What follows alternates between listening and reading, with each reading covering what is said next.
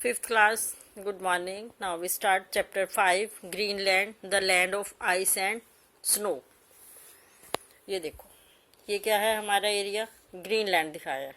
इसकी लोकेशन मैं आपको वर्ल्ड के मैप पे दिखाती हूँ. ये देखो, ये वर्ल्ड का मैप है ना हमारा. ये सारे कॉन्टिनेंट्स भी हैं और ओशंस भी हैं जो मैंने आपको बताए हुए हैं. ये सबसे ऊपर हमारा कौन सा है? Arctic ocean. ये है हमारा ग्रीनलैंड, सबसे बड़ा आइलैंड है ना, ये समुद्र के बीच में. और नॉर्थ में है, नॉर्थ पोल के पास है, बिल्कुल सबसे ऊपर है. पीछे आपको मैंने वो भी पढ़ाई थी ना, हीट जोन्स भी पढ़ाई थी, उसमें आपने पढ़ा था, है ना. नॉर्थ पोल आर्टिक जो सर्कल है हमारा, है ना, ये आर्टिक ओशन ऊपर नॉर्थ पोल के पास है बिल्कुल. तो इसीलिए ये बहुत ज़्यादा क्या रहेगा? फ्रीजिड. इसीलिए हम इसे क्या बोलते हैं? The land of ice and snow, क्योंकि ये नॉर्थ पोल के पास है, बिल्कुल ऊपर है आर्टिक ओशन में. और यहाँ पे एवरी टाइम क्या रहती है? स्नो, बर्फ जमी रहती है. ठीक है. इसी रीजन से इसका सेकंड नेम भी क्या है? Tundra region. इसे हम क्या कहते हैं? ये देखो, आर्टिक सर्कल आपने पढ़ा हुआ है 66 1/2 डिग्री नॉर्थ से लेके ऊपर नॉर्थ पोल तक 90 डिग्री. तो ये वहाँ आता है ना हमारा आर्टिक सर्कल में. तो इसीलिए यहाँ पे हमारा क्या है? टॉप पे नॉर्थ पोल के पास आपने और साउथ पोल नीचे दोनों फ्रीजर जोन पड़ी थी ना, तो वहाँ पे ठंड रहती है, क्योंकि सन रेज जो है वहाँ पे स्लैंटिंग होती है, वहाँ पे रेज जाती ही नहीं है सन की, तो इसीलिए वहाँ पे ठंड रहती है. तो इस रीजन का नाम, ग्रीनलैंड का सेकंड नेम क्या है? अनदर नेम क्या है? Tundra region. क्लियर? आपको इतना समझ आ गया इसकी लोकेशन का? ठीक है. It is a territory of Denmark and lies the continent of north America. ये देखो, ये कॉन्टिनेंट है हमारा नॉर्थ अमेरिका.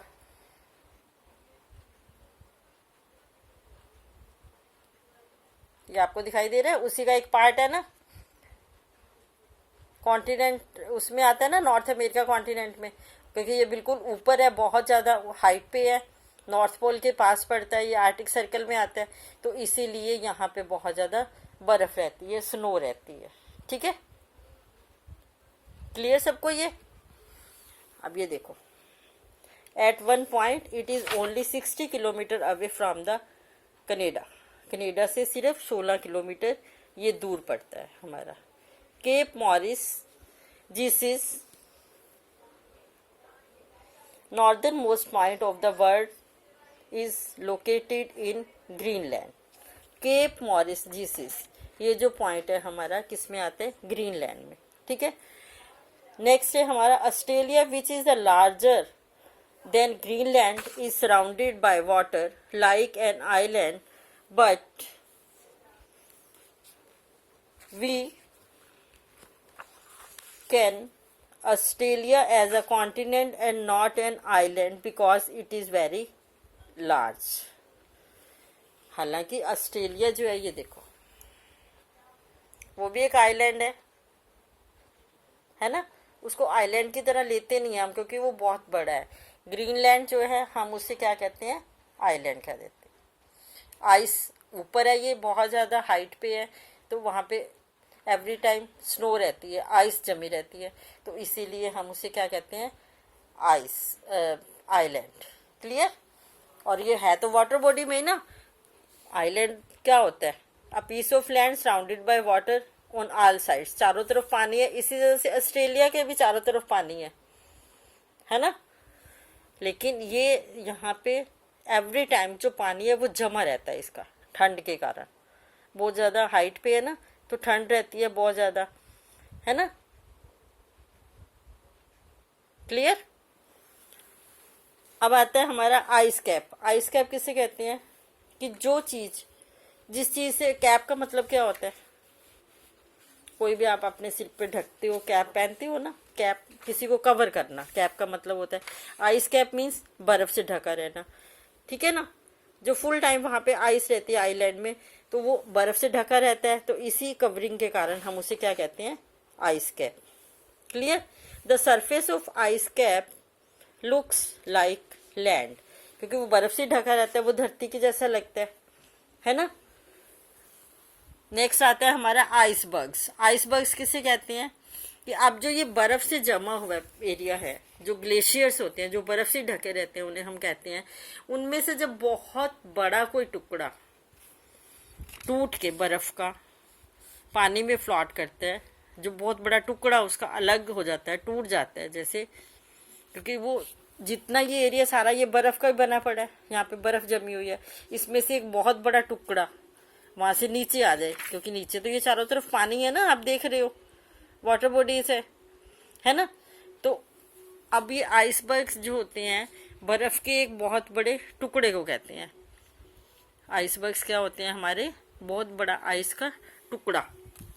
जैसे हमारे लास्ट में आप पीछे पढ़ोगे, ये देखो जो हमारे न्यू वर्ड्स में आ जाता है, आइलैंड किसे कहते हैं? A piece of land surrounded by water on all sides. Ice cap किसे कहते हैं? परमानेंट कवर ऑफ आइस, जो एवरी टाइम आइस से ढका रहता है ना, उसे हम क्या कहते हैं? Ice cap. और iceberg a big piece of solid ice floating in water, जो पानी में आ जाते हैं नीचे, ऊपर से टूट के बर्फ के बहुत बड़े टुकड़े, उसे हम क्या कहते हैं? आइसबर्ग्स। आइसबर्ग्स जो हैं हमारे, वो कहते हैं कि ये हमारे लिए जब समुद्र में आ जाते हैं तो ये डेंजरस क्यों हो जाते हैं? क्योंकि आइस जो है वो बर्फ पानी पानी जैसी, वो ऊपर से एकदम से दिखाई नहीं देती, लेकिन ये टुकड़े इतने बड़े होते हैं कि पानी में, समुद्र में जो शिप्स चल रहे होते हैं, अगर उनके साथ, क्योंकि बर्फ जो होती है आपको पता है सॉलिड होती है, बहुत ज़्यादा सॉलिड होती है ना, पत्थर के जैसी होती है बिल्कुल, जब जमी होती है ये, तो अगर उससे शिप से टकरा जाए तो वो उसको डिस्ट्रॉय कर देती है। तो इसीलिए ये जो आइसबर्ग्स हैं वो हमारे बहुत ज़्यादा डेंजरस भी होते हैं हमारे लिए। ठीक है, आगे आ जाते हैं क्लाइमेट। क्लाइमेट कैसे रहते हैं? ग्रीनलैंड की क्लाइमेट कैसी होती है? आपको ये पता है कि ग्रीनलैंड ऊपर है, नॉर्थ एरिया में है बिल्कुल, तो नेचुरली सी बात है कि जो नॉर्थ पोल के पास है, आर्टिक सर्कल में आ जाता है, बहुत हाइट पे आ रहा है, तो वहाँ पे हमारी क्लाइमेट कैसी रहेगी? कोल्ड। वहाँ पे पूरा का पूरा साल थ्रू आउट द ईयर ठंड रहती है। ठीक है, और उसके बाद आ जाता है हमारा, ये देखो मेन, Greenland is also called the land of midnight sun. The sun shines even at midnight, क्योंकि धरती तो हमारी घूम रही है ना, ये तो आप देखते हो। मिडनाइट सन कि किसी टाइम कभी उनको लाइट दिखाई दे जाती है, तो वो होती है हमारी Greenland is also called the land of midnight sun. Despite the sun's light, the temperature is always low. It rarely rises above freezing point.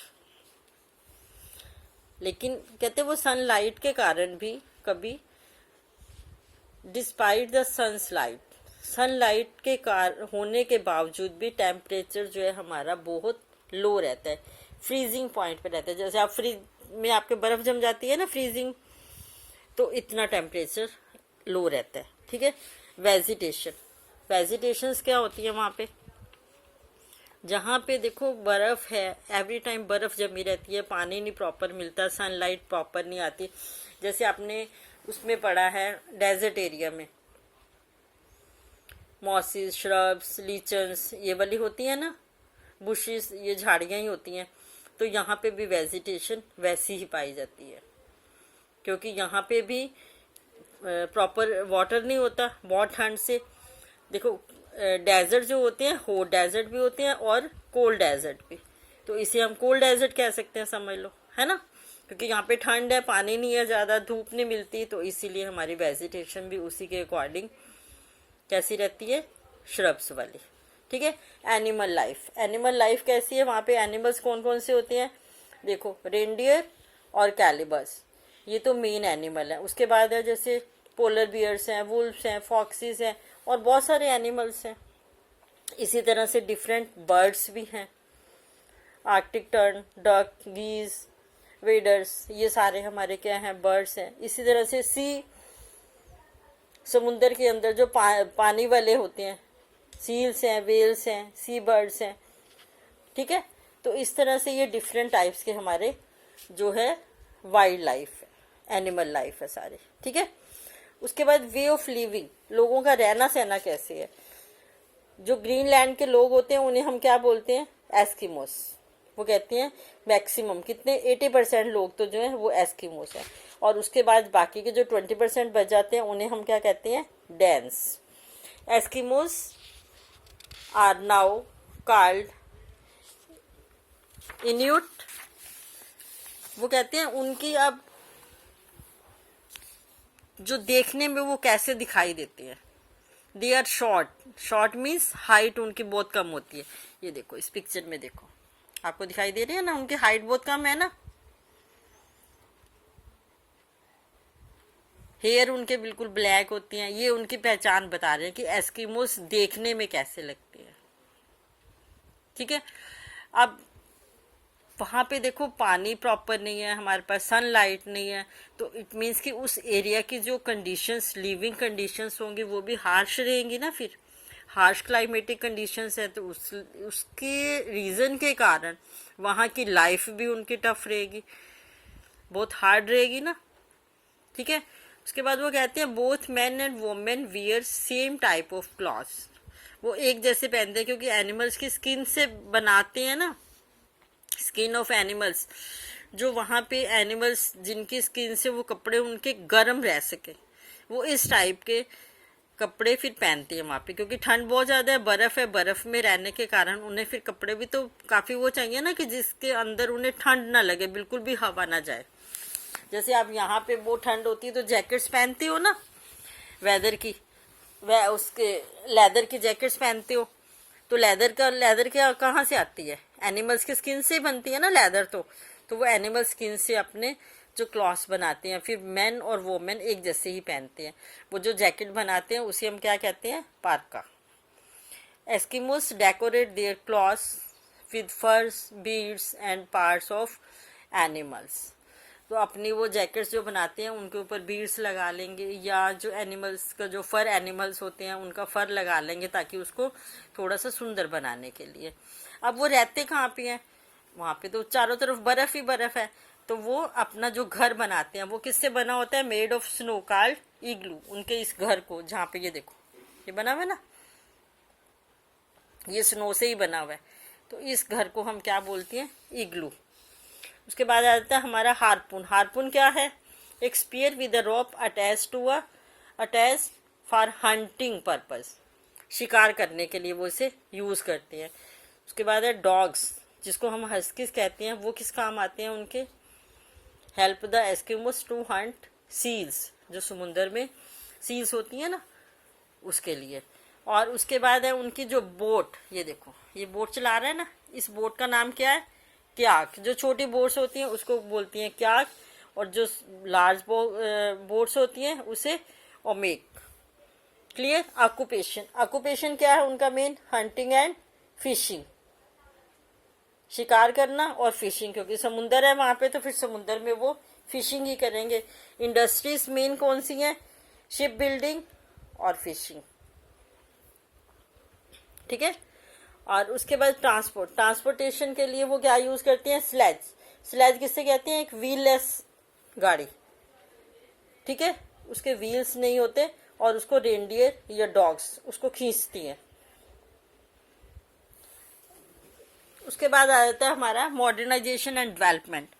अब क्या होता है कि धीरे धीरे, जैसे आपने पहले भी पीछे चैप्टरों में पढ़ा कि अर्ली मैन भी तो इम्प्रूव किया है ना, अर्ली मैन से हम आप लोग कितने सिविलाइज्ड हो चुके हो, है ना। तो इसी तरह से जो ये ग्रीनलैंडर्स हैं, जो ग्रीनलैंड में रहते हैं, तो ग्रीनलैंडर्स ही कहते हैं ना उन्हें, एस्किमोस को, जो मैक्सिमम पार्ट के लोग हैं। जब वो दूसरे के किसी के कांटेक्ट में आते हैं तो उनके बारे में उनको पता लगता है कि वो अपनी लाइफ कैसे जी रही है। तो उनके कांटेक्ट में आने के कारण अब वहाँ पे भी बहुत ज़्यादा मॉडर्न फैसिलिटीज़ हो चुकी हैं। इलेक्ट्रिसिटी आ गई है वहाँ पे, है ना। कुछ लोग अपने पक्के घर बना लेते हैं स्टोन से। और इस ग्रीनलैंड की कैपिटल का नाम क्या है, गॉडथब। और जो कैपिटल सिटी होते हैं वो तो सुंदर होता है ना, ये देखो ये गॉडथब सिटी है। अब यहाँ पे वो कहते हैं हाई स्कूल भी बन चुका है। ठीक है ना, पहले वो जो हार्पून यूज करते थे, अब लोग वहाँ पे फायर आर्म्स यूज करते हैं हंटिंग के लिए।